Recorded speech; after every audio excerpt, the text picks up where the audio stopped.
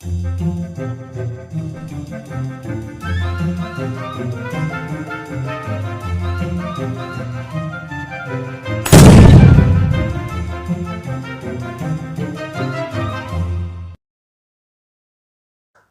students, this is Manish Parik in front of you.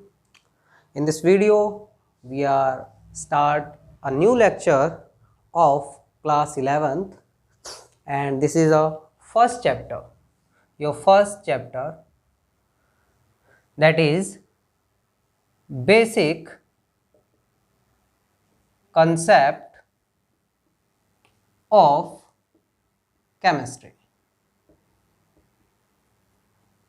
Basic concept of chemistry. So इस lecture में हम पढ़ने क्या वाले हैं, देखो इस लेक्चर के अंदर मैं सिर्फ बेसिक बात करूंगा केमिस्ट्री के बारे में, ऐसी चीज़ें that you have studied in your previous classes, जो आप अपनी प्रीवियस क्लासेस में पढ़ चुके हैं। हम वहाँ से स्टार्ट करेंगे, बिल्कुल बेसिक कंसेप्ट से, डेफिनेशन से, कुछ बेसिक टर्मिनोलॉजीज जो हम केमिस्ट्री में 11th में एक्चुअली पढ़ेंगे, जो हमारे बेसिक्स के लिए बहुत ज़रूरी होगी, है ना। तो सबसे पहले तो अपने एक्चुअली इस चैप्टर में पढ़ने क्या वाले हैं, या इवन दो हम 11th 12th की केमिस्ट्री में पढ़ने क्या वाले हैं, तो हम बात करते हैं केमिस्ट्री है क्या। एक्चुअली केमिस्ट्री सिंपली अगर मैं वर्ड्स में कहूँ ना, सिंपल सेंटेंस में एक मैं कहूँ कि एक्चुअली स्टडी ऑफ मैटर, ये क्या है chemistry? Study of the matter, study of the matter, किसी भी मैटर की स्टडी है। अब मैटर के बारे में हम क्या पढ़ते हैं इस केमिस्ट्री के अंदर, तो मैटर के बहुत सारी प्रॉपर्टीज होती हैं।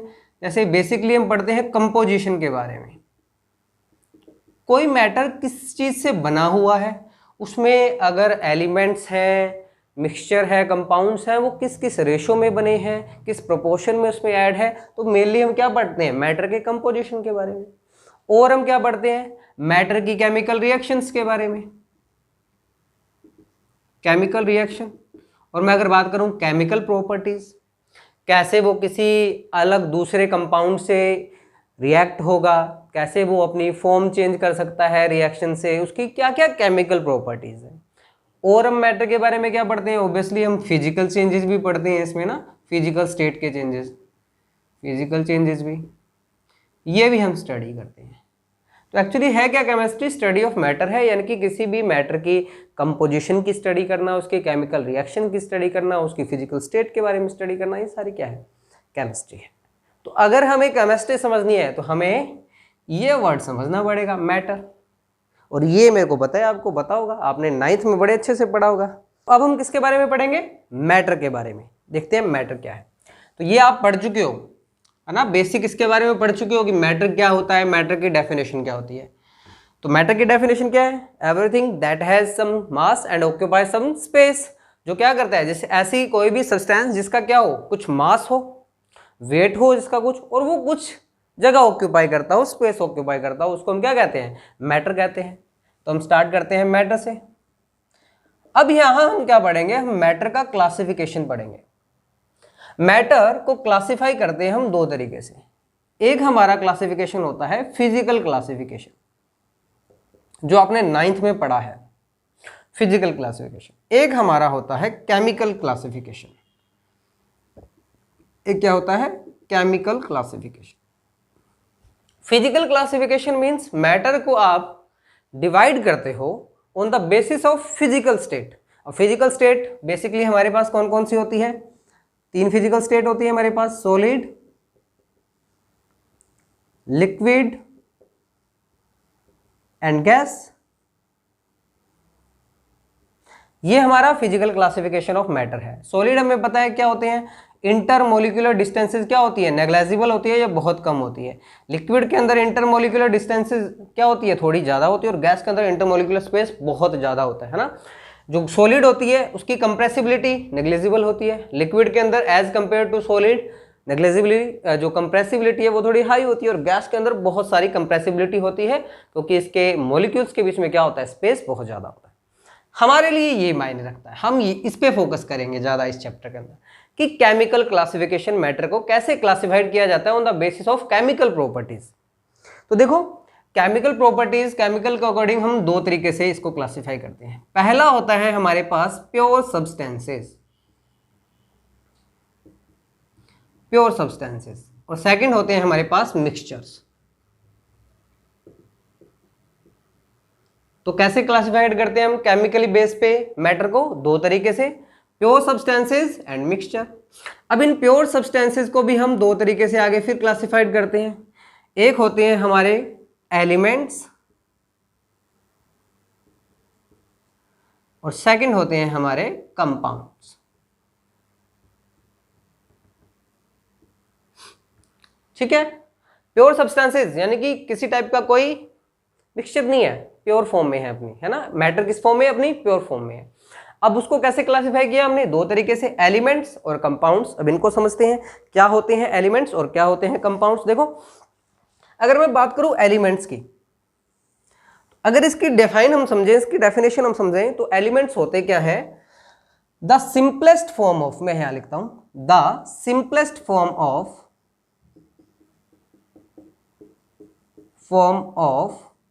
Pure substance, pure substance which can neither decomposed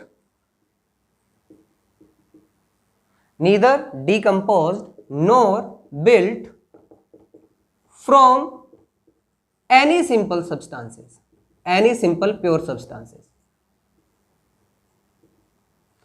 and they can also, अब देखो इसका मतलब क्या हो गया, पहले इसको डेफिनेशन को समझते हैं। एलिमेंट्स क्या है? The simplest form of pure substances, यानी कि कोई भी प्योर सब्सटेंस है उसकी बेसिक यूनिट है हमारी एलिमेंट्स। जैसे देखो अगर मैं बात करूं सोडियम एलिमेंट, सोडियम के एक एलिमेंट की बात करता हूं मैं, तो सोडियम के एक एलिमेंट का मीन्स है इसके अंदर जितने भी एटम्स होंगे, जितने भी एटम्स होंगे वो सारे के सारे किसके होंगे? सोडियम के होंगे। अब आगे मिक्सचर बनेगा, कंपाउंड बनेगा, तो वो इसी एलिमेंट से तो बनेगा। आपने सॉल्ट बनाया NaCl, तो उसमें सोडियम का एक एलिमेंट तो काम में आया ना हमारे पास। तो simplest form of pure substance, यानी कि इससे सिंपल और कोई कुछ नहीं हो सकता प्योर सब्सटेंस के अंदर। आपने पीरियडिक टेबल देखी होगी, पीरियडिक टेबल में हम एलिमेंट्री फॉर्म ही तो लिखते हैं। वो क्या है? प्योर सब्सटेंस की सबसे सिंपल फॉर्म है, जिसको आप डिकम्पोज नहीं कर सकते और ना ही बिल्ड कर सकते हो किसी और सब्सटेंस से। ओके, तो ये हमारा क्या था? एलिमेंट। जैसे सोडियम के एलिमेंट में सारे एटम किसके हैं? सोडियम के, तो ये प्योर फॉर्म हो गई। ऐसे अगर मैं मान लो हाइड्रोजन एटम की बात करता हूँ, हाइड्रोजन एलिमेंट की बात करता हूँ, तो हाइड्रोजन एलिमेंट में सारे ही एटम्स किसके होंगे? हाइड्रोजन के होंगे, तो वो भी क्या हो जाएगा? प्योर फॉर्म है। समझ में आया? एलिमेंट्स क्या है? सिंपलेस्ट फॉर्म है। अगर एलिमेंट्स को आगे क्लासिफाइड करें तो फिर से क्लासिफिकेशन होता है, आपने पीरियडिक टेबल में पढ़े होंगे। पीरियडिक टेबल में हमारे पास तीन तरीके के मेनली क्या थे? एलिमेंट्स थे। या तो वो मेटल की फॉर्म में होंगे, या फिर वो नॉन मेटल की फॉर्म में होंगे, या फिर वो मेटलॉइड की फॉर्म में होंगे। तो इनका क्लासिफिकेशन क्या है? एलिमेंट्स के हम क्लासिफिकेशन की बात करें तो एलिमेंट्स को तीन तरीके से क्लासिफाइड कर सकते हैं, metals, non metals and metalloids.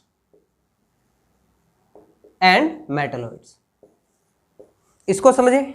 Metals आपने 10th में बड़े अच्छे से पढ़ा होगा। क्या कुछ प्रॉपर्टीज होती है मेटल्स की? क्या? क्योंकि ब्राइट लस्टर होती है, ये डक्टाइल होते हैं, इनमें सोनोरस होता है, ठीक है, और क्या होते हैं? ये हार्ड होते हैं। ये सारी प्रॉपर्टीज जिन एलिमेंट्स की होगी उनको क्या कहोगे? मेटल। अब नॉन मेटल, जिनमें ये प्रॉपर्टीज नहीं होंगी, जिनकी ब्राइट लस्टर शो नहीं करेंगे, जो डक्टिलिटी शो नहीं करेंगे, है ना, जो क्या होंगे? हीट और इलेक्ट्रिसिटी के कंडक्टर नहीं होंगे, वो क्या हो जाएंगे? Non metal. मेटल आपको पता है, मेटल के बहुत सारे एग्जांपल पता है आपको, सिल्वर, कॉपर, है ना, गोल्ड, ये सारे के सारे क्या है? मेटल है। नॉन मेटल, कार्बन, ठीक है, हाइड्रोजन, क्लोरीन, फ्लोरीन, ये सारे के सारे क्या है? नॉन मेटल्स हैं। Metalloids are the element which contain both the properties as metal and non metal. जो मेटल और नॉन मेटल दोनों की प्रॉपर्टीज कंटेन करते हैं उनको क्या कहते हैं? मेटलॉइड्स कहते हैं। जैसे मेटलॉइड्स के अंदर कौन आ जाएगा? एंटीमनी, बिस्मिथ, आर्सेनिक, ये सारे के सारे क्या है? मेटलॉइड्स हैं। तो देखो हमने क्या क्लासिफिकेशन पढ़ा? एलिमेंट का क्लासिफिकेशन पढ़ा, मेटल्स, नॉन मेटल्स और मेटलॉइड की फॉर्म में, ठीक है। तो ये था हमारा किसका? प्योर सब्सटेंसेस का पहला पार्ट, एलिमेंट्स। अब हम सेकंड पार्ट पे आते हैं, दैट इज कंपाउंड। तो कंपाउंड क्या होगा? इसको भी डिफाइन करता हूं, लिखता हूं मैं कंपाउंड को कि कंपाउंड क्या है। कंपाउंड है a form of pure substance, a form of pure substance which contain या which contain two or more than two elements, two or more than two elements which combine together in a definite proportion, in a definite proportion। तो compound क्या हुआ, pure substance की form है, but ये बनेगा कैसे, ये यहां से बनेगा एलिमेंट से। एलिमेंट्स होंगे वो एक फिक्स प्रोपोर्शन में, फिक्स रेशो में कंबाइन होंगे और उससे क्या बना देंगे, कंपाउंड बना देंगे। जैसे देखो वाटर मॉलिक्यूल, अच्छा ये कॉम्बिनेशन होगा कैसा, फिक्स प्रोपोर्शन जो हमने बात की है, elements which combine together in a fix definite proportion by mass, definite proportion by mass. Compounds a pure substances which contain two or more than two elements, इनसे बनेंगे ये कंपाउंड। कैसे, एलिमेंट्स जब कंबाइन होंगे अ फिक्स्ड डेफिनेट प्रोपोर्शन में, definite proportion by mass, अपने मास के definite proportion में कंबाइन होंगे और जिनको आप सेपरेट कर सकते हो बाय केमिकल मेथड्स, ऐसे हम प्योर सब्सटेंसेस को क्या कहेंगे, कंपाउंड्स कहेंगे। जैसे एग्जांपल समझो कंपाउंड का क्या होगा हमारे पास। जैसे मैं वाटर की बात करता हूं, तो वाटर का हमें पता है फॉर्मूला क्या होता है, H2O। तो ये कंपाउंड कैसे बना होगा, दो हाइड्रोजन के मॉलिक्यूल और एक ऑक्सीजन का मॉलिक्यूल आपस में कंबाइन किया। हाइड्रोजन का मास हमें पता होता है 1 यूनिट होता है या 1 AMU होता है, तो 2 का 2 AMU। ऑक्सीजन के एक एटम का 16 AMU। तो यहाँ पे क्या रेशो आया, 1:8। तो वाटर के जितने भी मॉलिक्यूल होंगे उनका रेशो क्या आएगा, 1:8 आएगा। तो ये डेफिनेट प्रोपोर्शन है बाय मास, इनको हम क्या कहेंगे, कंपाउंड कहेंगे। अब इसमें एलिमेंट कौन कौन से आ गए, ऑक्सीजन भी एलिमेंट आ गया और हाइड्रोजन भी एलिमेंट आ गया। तो ये क्या हो गया, एक से ज्यादा एलिमेंट हो गए। तो ये हमने बात की प्योर सब्सटेंसेस की। प्योर सब्सटेंसेस दो ही तरीके के होते हैं, एलिमेंट्स एंड कंपाउंड्स। नेक्स्ट हम बात करते हैं मिक्सचर की। तो देखो मिक्सचर क्या होता है, यहां मैं इसको रब कर रहा हूं एक बार सारे को। मिक्सचर की बात करते हैं।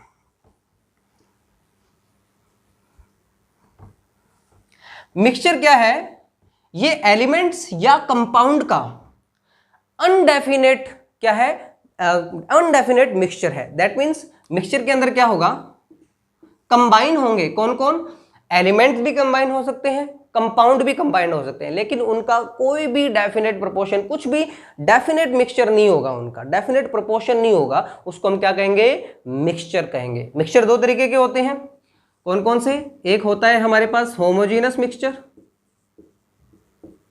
और सेकंड होता है हमारे पास हेटेरोजीनस मिक्सचर। अब होमोजीनस और हेटेरोजीनस मिक्सचर में समझो। होमोजीनस मिक्सचर जिसमें आपने मान लीजिए कोई भी दो चीजें या तीन चीजें जो भी मिक्स किया है, जितने भी आपने जो हमारे पास मटेरियल है वो यूज किया है या मिक्स किया है, उनमें हम क्या नहीं कर सके, उनकी बाउंड्री आइडेंटिफाई नहीं कर सके। यानी कि जो यूनिट्स हमने मिक्स की हैं उन यूनिट्स की बाउंड्री आइडेंटिफाई ना कर सके, यानी कि जिनको हम देखने से सेपरेट ना करके बताया जा सके। जैसे होमोजेनस मिक्सचर का एक एग्जांपल सुनो। होमोजेनस मिक्सचर, मैंने वाटर लिया, 1 ग्लास ऑफ वाटर लिया, उसके अंदर 1 स्पून मैंने शुगर मिक्स की, उसको अच्छे से डिसॉल्व कर दिया। तो क्या मैं उस 1 ग्लास ऑफ शुगर सॉल्यूशन को देख के बता सकता हूं भी यहाँ तो शुगर का मॉलिक्यूल जो है वो मिक्स्ड है, यहाँ वाटर का मॉलिक्यूल है मिक्स्ड है? हम नहीं बता सकते, वो यूनिफॉर्म हो जाएगा। तो सिंपली होमोजेनस मिक्सचर क्या है, a uniform composition of a solution. तो यूनिफॉर्म क्या हो जाएगा, उसका कंपोजिशन हो जाएगा, उसको हम क्या कहेंगे, होमोजेनस मिक्सचर कहेंगे। हेटेरोजेनस मिक्सचर जिसमें आपका जो आपने पार्ट्स मिक्स किए हैं वो यूनिफॉर्मली क्या नहीं हो, मिक्स नहीं हो, यानी कि जिनको आप देख के जिनकी बाउंड्री हम सेपरेट कर पाए उनको हम क्या कहेंगे, हेटेरोजेनस मिक्सचर कहेंगे। तो ये क्या था, हमारा बेसिक क्लासिफिकेशन पढ़ा हमने मैटर का, फिजिकल और केमिकल। हमारा फोकस किस पे था? केमिकल क्लासिफिकेशन पे था। केमिकल क्लासिफिकेशन में हमने दो तरीके के पढ़े कि जो मैटर होता है वो दो तरीके से क्लासिफाइड होता है, एक प्योर सब्सटेंसेज, एक मिक्सचर। प्योर सब्सटेंसेज को फिर से हमने दो तरीके से क्लासिफाइड किया, एलिमेंट्स एंड कंपाउंड्स। एलिमेंट्स को फिर से हमने तीन तरीके से क्लासिफाइड किया, metal, non metal, metalloid. Pure substances हमारे पास क्या थे? प्योर सब्सटेंसेज सिंपल थे हमारे पास, जो एलिमेंट से बनते हैं, जो फिक्स प्रोपोर्शन के अंदर कंबाइन होते हैं। फिर हमने मिक्सचर की बात की, जिसमें फिक्स प्रोपोर्शन नहीं होगा उसको हम क्या कहेंगे? मिक्सचर कहेंगे। मिक्सचर दो तरीके के पढ़े हमने, homogeneous and heterogeneous mixture. Homogeneous mixture जिसमें throughout the solution, throughout the mixture composition क्या रहे? सेम रहे, उसको हम क्या कहते हैं? होमोजेनस। हेटेरोजेनस जिसमें थ्रू आउट द सॉल्यूशन या throughout the mixture composition same ना रहे, उसको हम क्या कहते हैं? हेटेरोजेनस मिक्सचर कहते हैं। तो ये हमारा बेसिक क्लासिफिकेशन था। अब हमने बेसिक क्लासिफिकेशन पढ़ लिया, अब हम कुछ प्रॉपर्टीज के बारे में पढ़ेंगे मैटर की। प्रॉपर्टीज, या हम एक बात कह सकते हैं कि कुछ क्वांटिटीज या टर्म्स जो हमारे यूज होने वाली है इस चैप्टर में। तो हमारे पास जनरली दो तरीके की होती है, देखो प्रॉपर्टीज या हम टर्म्स कहें, एक तो होती है फंडामेंटल।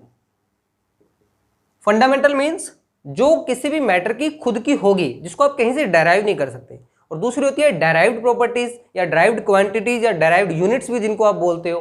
तो वो क्या होती है? वो किसी भी बेसिक यूनिट से आप डेराइव करते हो, ठीक है। तो अगर हम फंडामेंटल यूनिट्स की या फंडामेंटल प्रॉपर्टीज की बात करें किसी भी मैटर की, तो हमारे पास 7 फंडामेंटल होती है प्रॉपर्टीज। कौन कौन सी? देखो, फर्स्ट होती है हमारे पास टाइम, सेकेंड होती है हमारे पास लेंथ, थर्ड होती है हमारे पास टाइम लेंथ, उसके बाद होता है टेम्परेचर, फोर्थ होती है हमारे पास amount of substance, amount of substance, fifth होती है हमारे पास करंट, सिक्स्थ होती है हमारे पास अमाउंट ऑफ सब्सटेंस हो गया इंटेंसिटी, ल्यूमिनस इंटेंसिटी,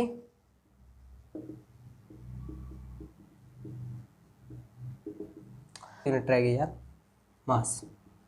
ये हमारी फंडामेंटल यूनिट्स हैं।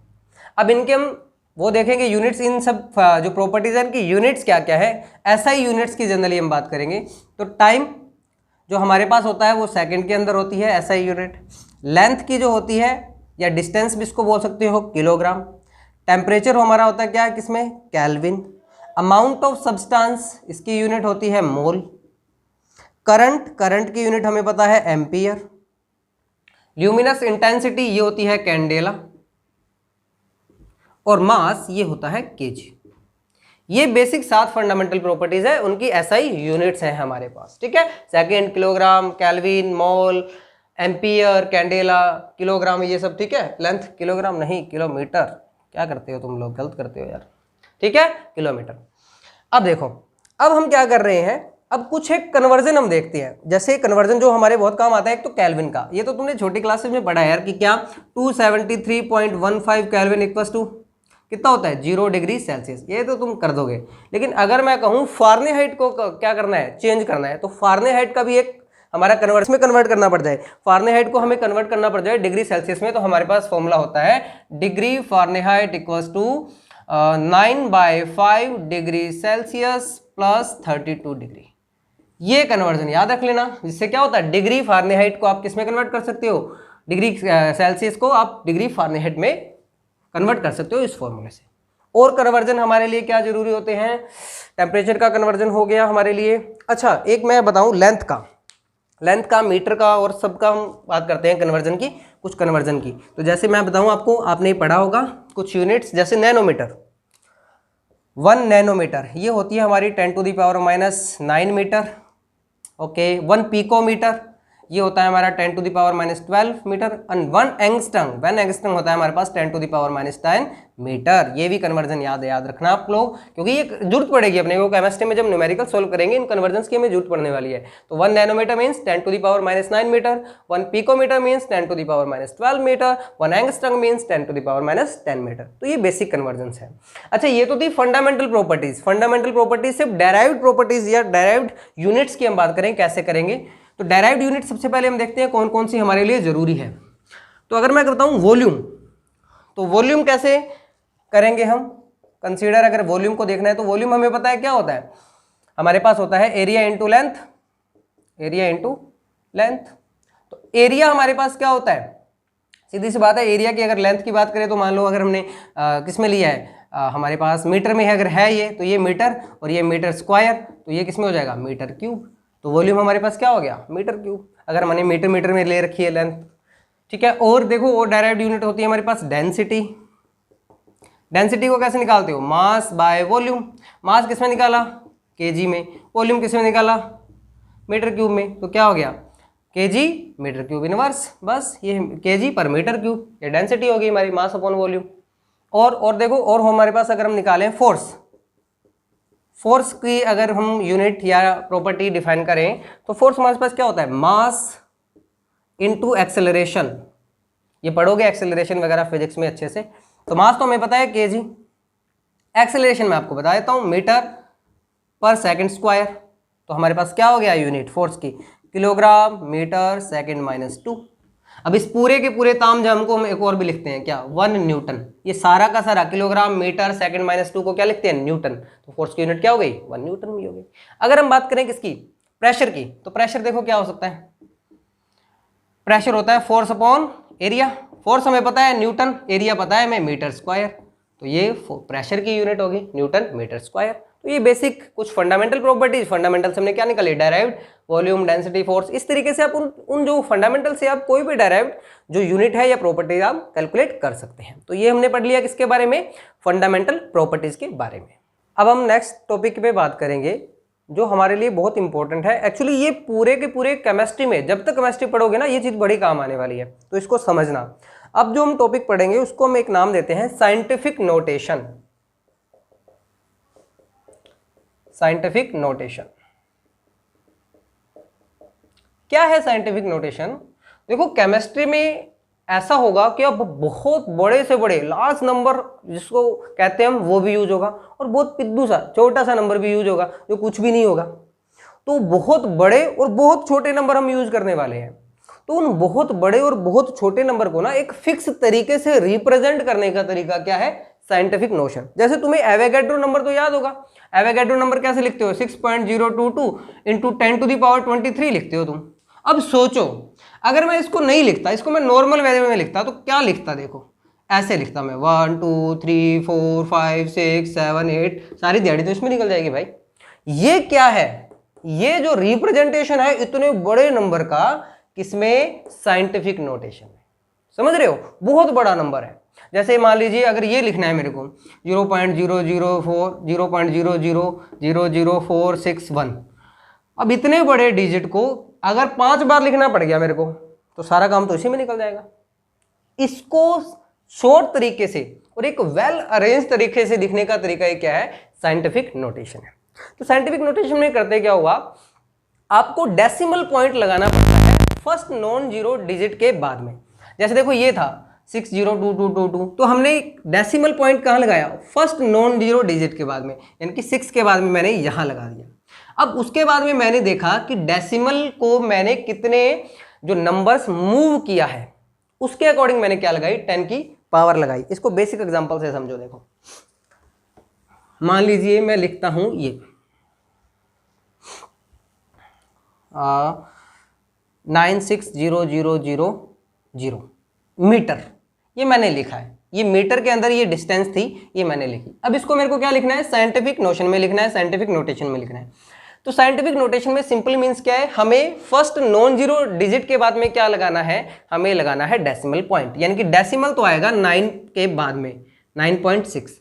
अब जितने जो जीरो बचे हैं ना उनको हमें 10 की पावर के अंदर लिखना है। तो 10 की पावर के अंदर कैसे लिख सकता हूं मैं, देखो तो कितने मैंने मूव किए, देखो अगर मैं इसको बात करूं तो मैं इसको 0.0 ये कह सकता हूं।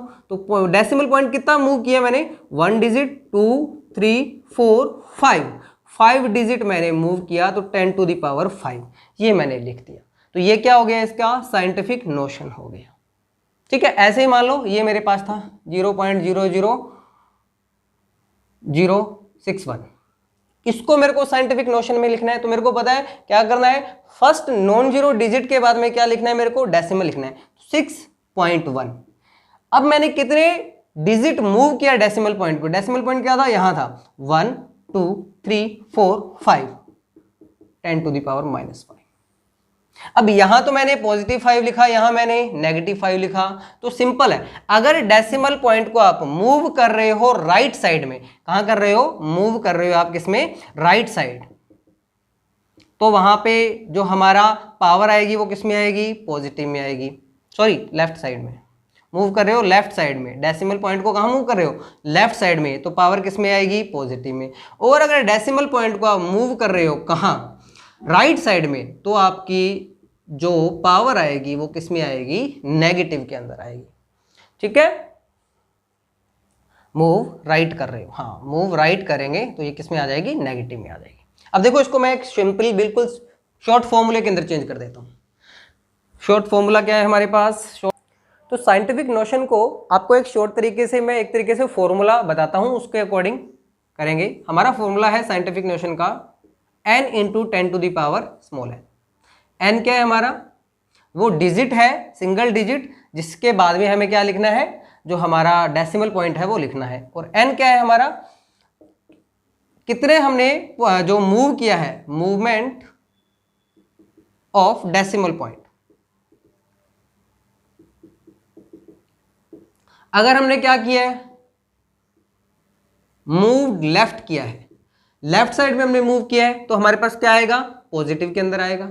और अगर हमने मूव राइट किया है, मूव्ड राइट, तो हमारा जो n है वो किस में आएगा, नेगेटिव के अंदर आएगा। तो ये सिंपल सा है। n क्या है हमारा, one single non zero digit, जिसके बाद में हमें डेसिमल लिखना है, 10⁻n। n क्या है कि कितना डेसिमल पॉइंट आपने मूव किया। अगर वो मूव लेफ्ट किया है तो क्या होगा, पॉजिटिव होगा, और मूव राइट किया है तो क्या होगा, नेगेटिव होगा।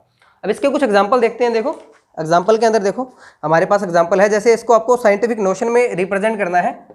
मैं लिख रहा हूं, उसके बाद आप वीडियो को पॉज करें और खुद से ट्राई करें, उसके बाद में हम इसको एक्सप्लेन करेंगे। 0.0048, 8008, थर्ड है हमारा 6.0012, फोर्थ है हमारा 500, और सिक्स्थ है हमारा 234,000। पहले तो आप वीडियो पॉज कीजिए, और उसके बाद खुद से ट्राई कीजिए ये, फिर आप इसको चलाइए। अब देखो, अब इसका सॉल्यूशन करते हैं।